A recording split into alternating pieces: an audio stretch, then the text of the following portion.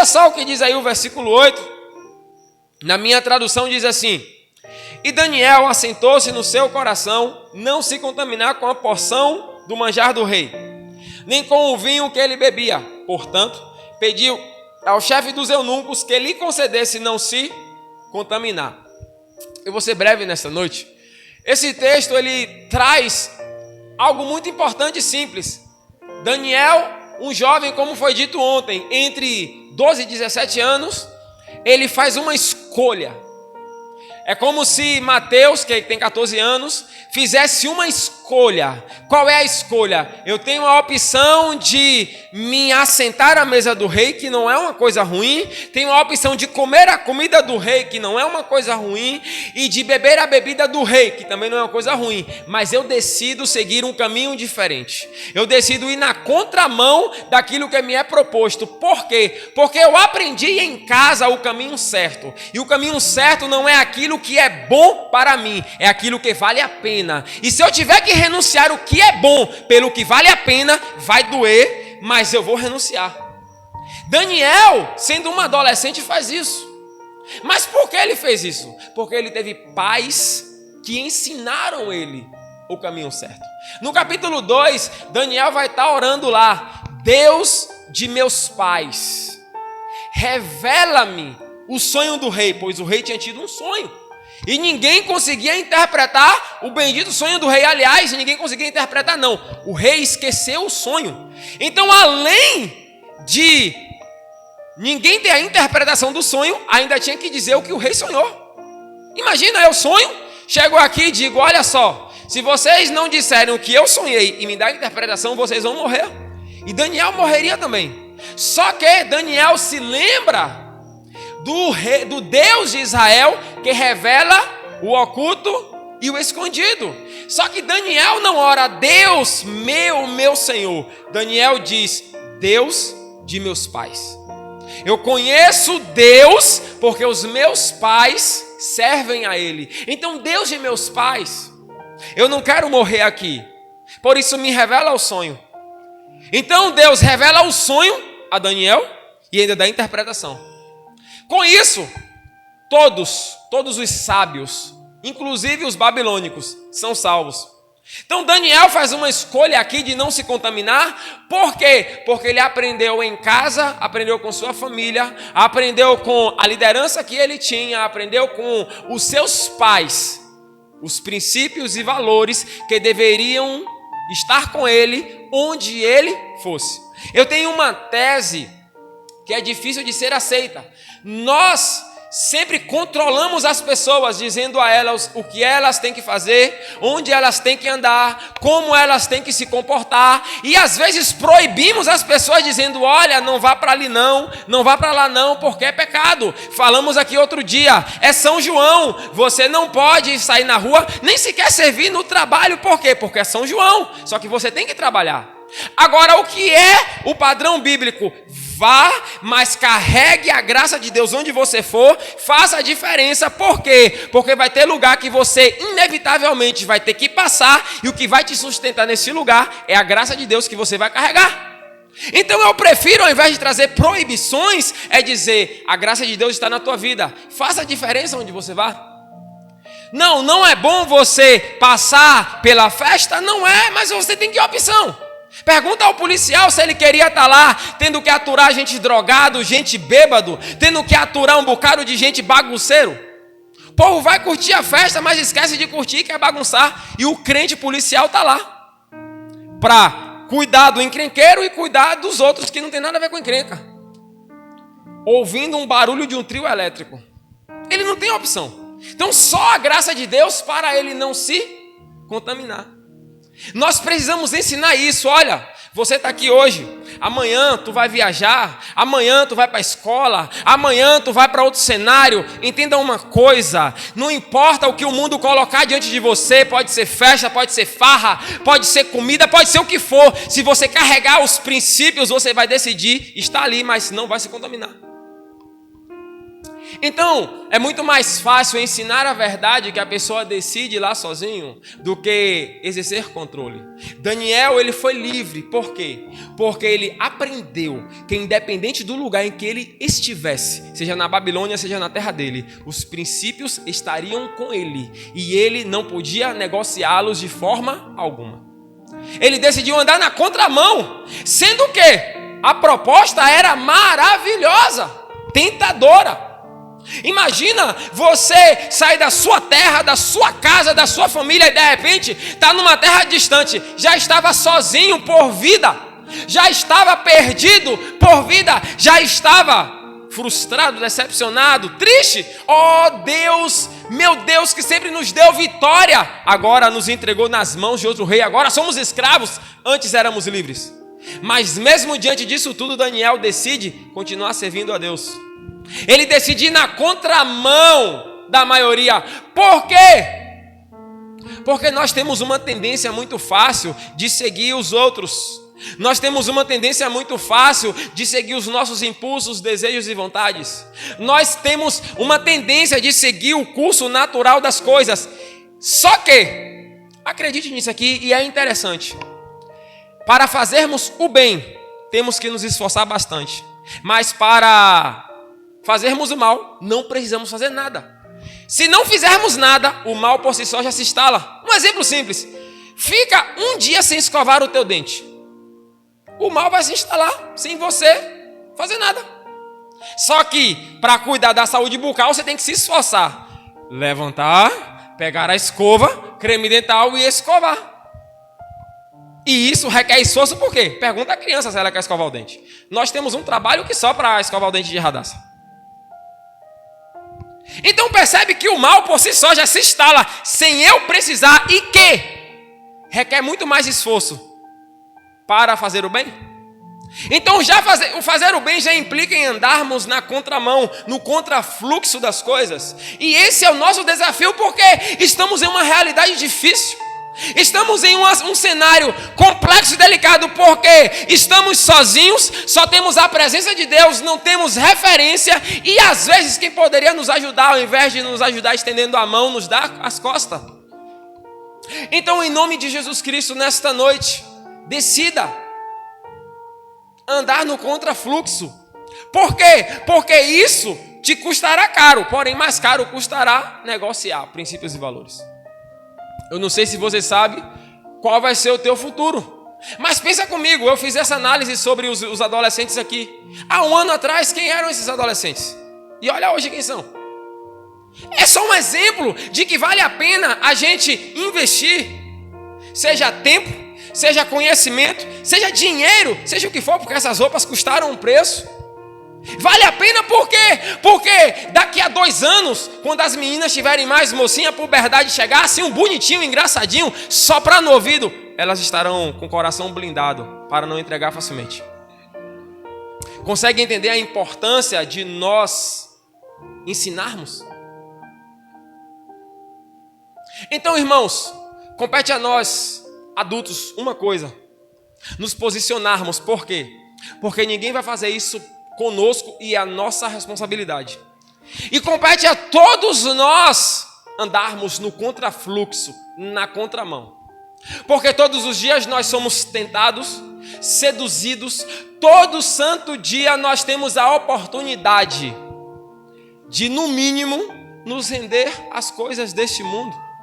Já diz lá a Bíblia: aquele que milita, o bom soldado, ele não se embaraça com as coisas desta vida. Ele está lutando e se ele se embaraçar, ele pode se complicar e muito. Portanto, é nosso dever estarmos posicionados independente das circunstâncias. Olha para a realidade à nossa volta.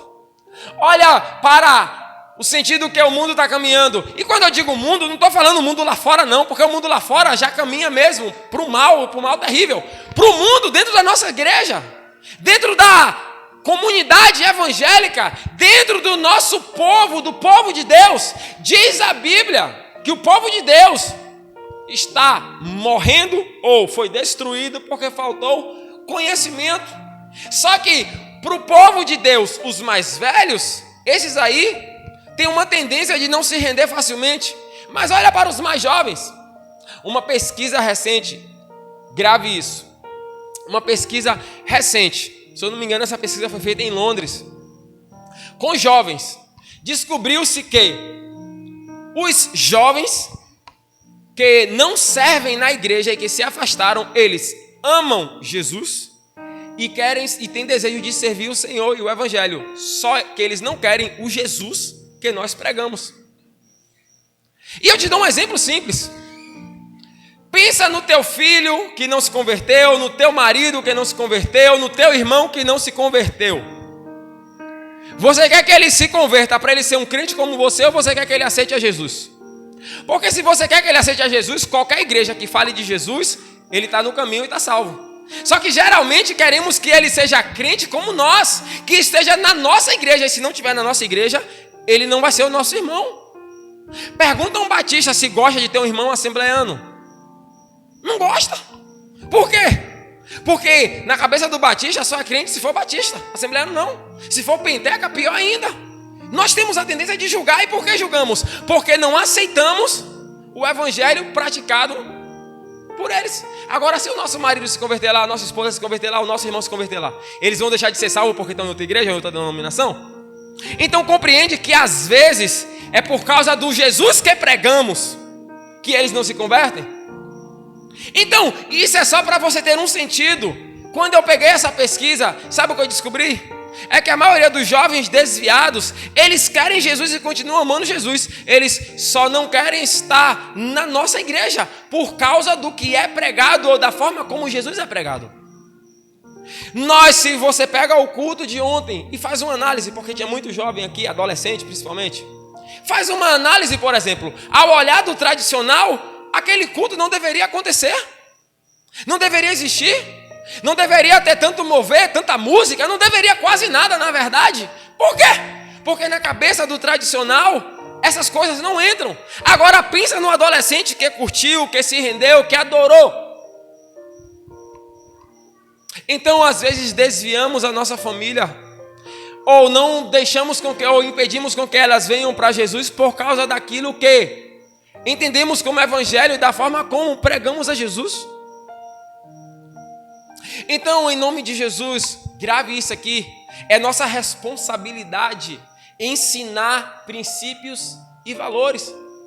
É nossa responsabilidade fundamentar aquilo que é certo, dando oportunidade. Eu citei isso para alguém um dia desses. É muito fácil a gente chegar aqui e ensinar e falar: olha menina, essa roupa tá curta, não use não e tudo mais.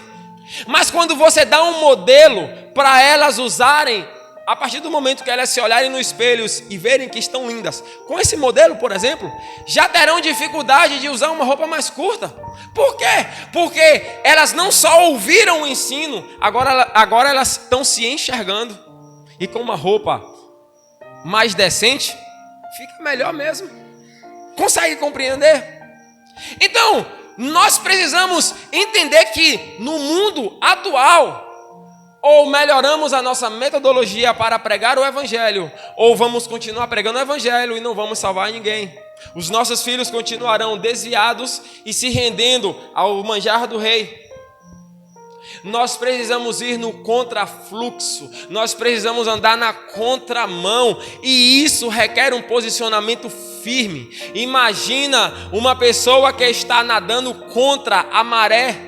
Imagina alguém que está nadando contra a correnteza.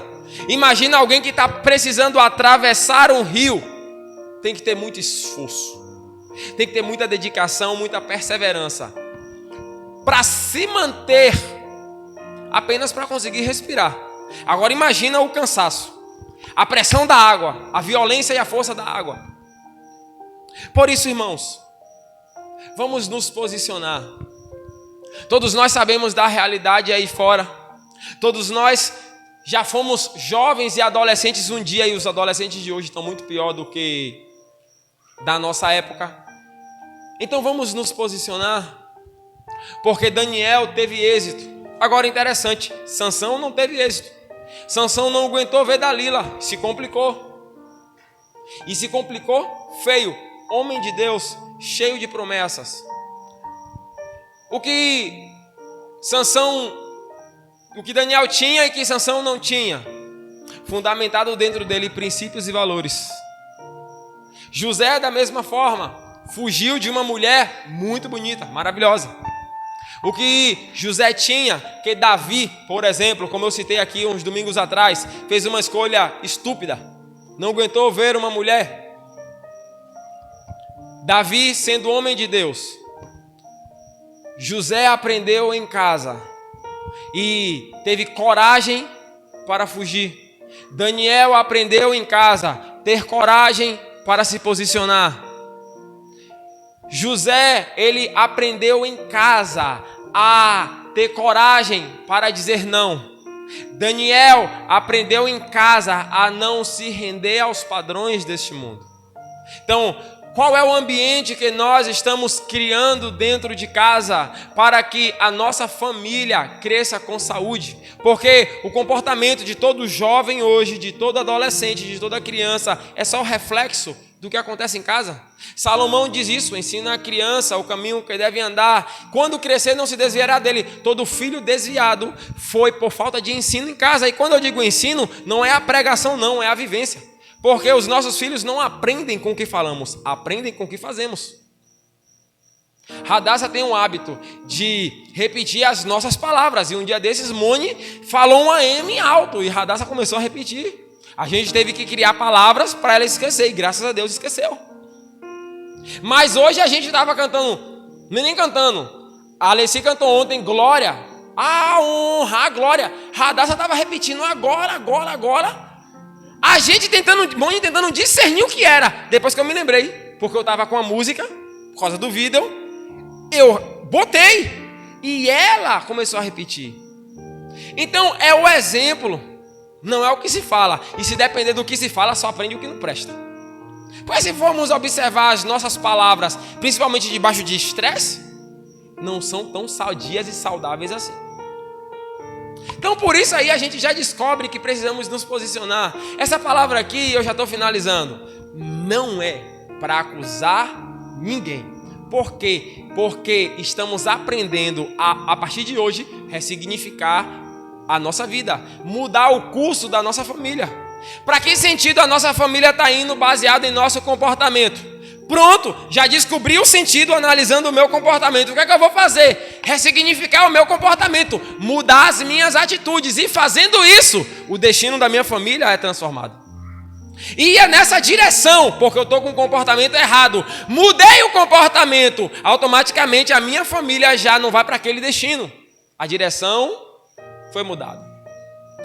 Por isso que precisamos andar no contrafluxo. Por isso que precisamos andar na contramão. Olha que coisa interessante. O grupo LGBTQ, acho que é isso aí. Eles falam muito de diversidade. Eles não falam sobre a questão da intolerância. Fala de diversidade. Fala do amor. Fala da aceitação. Tudo que eles falam são padrões bíblicos deturpados. Não tem lugar melhor onde se há diversidade do que na igreja. Por quê? Porque eu sou moreno, você é branca, você é mais parda, você é mais clara, você é mais escura e não tem preconceito nenhum. Eu tenho um amigo que ele é preto, não pode nem falar preto. Mas ele é preto mesmo. O apelido dele na verdade é negão. No escuro você vê o olho dele só. Um irmão de sangue praticamente ele. Só que hoje a gente não pode mais chamá-lo do apelido que crescemos falando. Por quê? Porque tem um bando de pateta aí que acha que é racismo. Só que crescemos com isso. Você podia chamar o gordinho de gordinho e não tinha problema nenhum. O de narizinho, o narigudo, não tinha problema. Hoje é intolerância. Só que se você olha para a igreja, olha para as meninas, continuam belas, umas mais magrinhas, outras mais cheinhas, outras mais altas, outras mais baixas. A mesma roupa coube em todas. Não perderam a essência, continuam do mesmo jeito. A diversidade é isso que celebramos. Agora vem o povo aí dizer que diversidade é aceitar que pessoas de sexo diferente frequentem o mesmo banheiro? Não dá. Como é que eu vou aceitar que um marmanjo que se sente mulher está no banheiro feminino? Não dá. Se a tua filha fosse no banheiro e tivesse um homem lá, quem se diz que é mulher? Tu aceitaria? Na faculdade lá no sul, um garoto de 15 anos, que se dizia mulher, entrava no banheiro das meninas para filmar as meninas. Filmou umas 15 adolescentes. Ah, mas temos que celebrar a diversidade desse jeito? Não, não dá. Agora imagina se faz isso com Radassa. Eu ia falar, eu não mato um cara desse, mas não faço isso não, em nome de Jesus. Mas não dá raiva? Então, o lugar em onde vemos diversidade é na igreja. Onde vemos inclusão? Na igreja. Tem problemas na igreja? Demais. Fofoca? Tem. Me diz, tem. Me diz onde é que não tem fofoca, fuxico. Todo canto tem. Mas cá para nós, a gente não vive melhor aqui? Olha o que você experimentou ontem. Ontem estávamos aqui como uma família. Recebemos o povo bem, fomos recebidos bem, celebramos, tiramos fotos junto, comemoramos. Na verdade, desde o culto da virada para cá, olha como vivemos. Temos problemas demais. Tem coisa que você não gosta de mim e tem coisa que eu não gosto de você, mas não estamos aqui seguindo no mesmo propósito. Os meninos não estão se desenvolvendo, você não está vivendo. Por quê? Porque celebramos a diversidade, celebramos a inclusão e celebramos o amor. Aqui você não é o que você sente, você é o que Deus diz que você é. Você nasceu macho ou fêmea e está definido. E nós ensinamos a verdade e o banheiro ali é masculino ou feminino. E ponto final. Só que nós precisamos pela palavra fundamentar isso. Por quê? Porque senão eu vou começar a dizer, não, mas eu não posso falar aquilo. Por que eu não posso falar? E se você tiver um filho, o que você vai fazer? E se for a tua filha, o que você vai fazer? Irmãos, nós precisamos andar no contrafluxo desse mundo, entendendo que é o conhecimento da verdade que vai trazer libertação. Era Newton? É o conhecimento da verdade que vai trazer libertação. Daniel andou no contrafluxo porque aprendeu em casa. Toda essa onda que existe no mundo que você está vendo hoje sempre existiu. A prova disso é a cidade de Sodoma e Gomorra, que há 4.000 anos atrás foi destruída. E por que foi destruída? Porque eles celebravam a diversidade de uma forma pervertida. A ponto de os homens quererem manter relações sexuais com os anjos. Por quê? Porque já não queriam mulheres. Então, para onde é que esse mundo caminha? Para a loucura. Só que o que queremos da nossa família? Saúde. E para se ter saúde, temos sim que ensinar o que é diversidade, o que é inclusão, o que é a verdade, o que é o amor. O amor venceu, não o que o mundo diz. Porque o amor que venceu é intolerante. Veja, eu estou pregando a palavra. Alguém vai e aponta para mim e diz, você está sendo preconceituoso. Me aponta aí onde eu estou sendo preconceituoso. Eu só estou te dizendo para você voltar para casa e cuidar da tua filha, porque ela nasceu mulher e você quer ter um netinho, só que para você ter um netinho tem que ensinar ela a ser mulher. Porque eu tenho uma tia de 50 anos que se identifica como homem e quando ela morrer, toda a herança vai ser dividida para os irmãos. Por quê? Porque não deu a minha avó um neto, não me deu um primo. Agora, se todo mundo fizer isso, acabou a humanidade. Entende? Então, ande no contrafluxo, ande na contramão. A partir de hoje, porque o colégio está aí, a rua está aí, a baderna toda está aí, mas nós estamos aqui para trazer princípios e valores, para mostrar que tudo isso aí sempre existiu, mas ao mesmo tempo sempre existiu pessoas fortes, pessoas maduras, pessoas de identidade, pessoas que dizem isso aí tudo pode ser bom, mas não é bom para mim. E no final, sabe o que aconteceu? Daniel virou presidente, Daniel virou sábio dos sábios, Daniel exerceu influência durante toda a sua vida na terra da Babilônia. Por quê? Porque sendo adolescente, se posicionou corretamente. Teve problemas? Claro, quem não tem? Foi parar na cova dos leões. Mas olha só, saiu da cova para virar presidente. Então, com isso, nós percebemos que vale a pena andarmos no contrafluxo, andarmos na contramão, custe o que custar.